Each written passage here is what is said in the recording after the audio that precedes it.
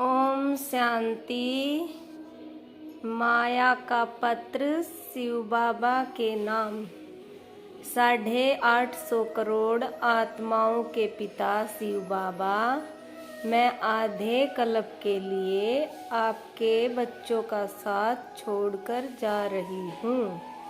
आधा कल्प आपके बच्चों के साथ रहते रहते मुझे उनसे और उन्हें मुझसे बहुत ज़्यादा लगाव हो गया है, पर अपने परम धाम से आकर हम दोनों के स्नेह में दरार पैदा कर दी है और उनको मुझसे दूर कर दिया है।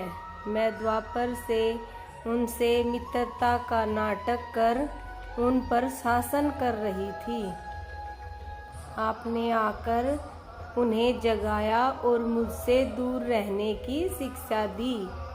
आपने ब्रह्मा मुख द्वारा जो ब्रह्मास्त्र जिन बच्चों को दिया है, उन्होंने मुझसे घृणा की, मुझे दुत्कारा, मेरी बेइज्जती की और अपने आप को ब्रह्मा कुमार और ब्रह्मा कुमारी कहलाने लगे। इन सफ़ेद धारी आपके बच्चों से मुझे ईर्ष्या होती है, क्योंकि इनको देखते ही मेरे महारथी योद्धा काम, क्रोध, लोभ, मोह व अहंकार मूर्छित हो गए हैं। इन्हीं की वजह से धीरे धीरे मेरा शासन समाप्त होता जा रहा है।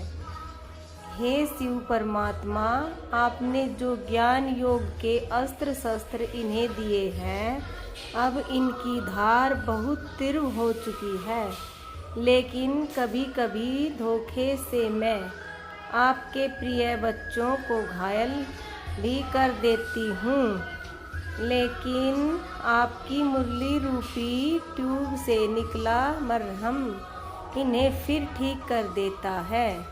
हे शिव बाबा, आपकी तैयार की हुई रूहानी सेना बहुत विशाल हो चुकी है, पर फिर भी आपको संतोष नहीं है।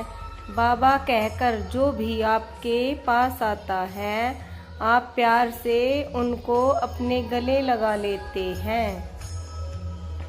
अब तो मुझे आपसे जलन सी होने लगी है।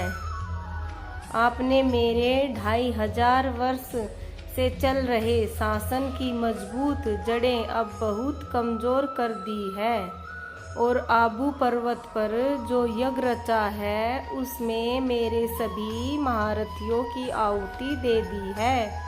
मैं अपने नशे में क्या रही, आपने मेरी जड़ें ही खोखली कर दी। अब मैं बेइज्जत होकर यहाँ से जा रही हूँ, क्योंकि मुझे आपका स्वर्ग बिल्कुल भी नहीं भाता। आपका स्वर्ग आपको और आपके बच्चे को मुबारक हो, लेकिन याद रहे मैं द्वापर में फिर से अपनी सेना सहित आऊँगी और आपके इन बच्चों के ऊपर दोबारा शासन करूँगी और आप 2500 वर्ष तक परम धाम में रहकर उनकी दुर्दशा होते हुए देखेंगे। अंत में मैं यही कह रही हूँ कि मेरे ही घर में मेरी हार और आपके बच्चों की जीत हुई और इसके पीछे आपका ही हाथ है। ये था माया का बाबा को पत्र। ओम शांति।